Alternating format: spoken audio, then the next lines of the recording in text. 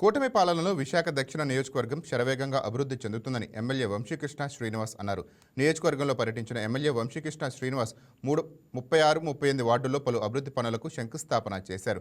ఎన్నికల్లో ఇచ్చిన హామీ మేరకు ప్రతి వార్డులో సీసీ రోడ్డు నిర్మాణం జరుగుతుందని అన్నారు.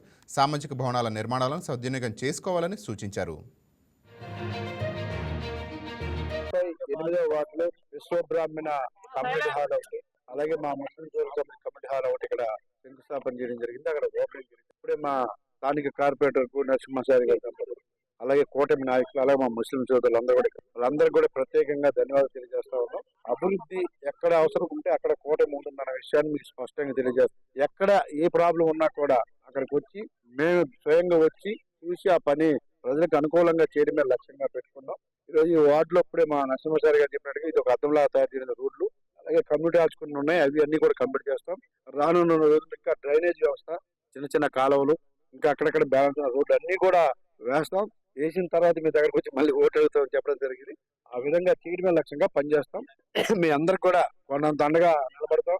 ప్రభుత్వ పథకాలు అందరికీ Please subscribe to YK TV Network. Please subscribe to YK TV. Please watch YK News. Don't forget to subscribe YK News channel.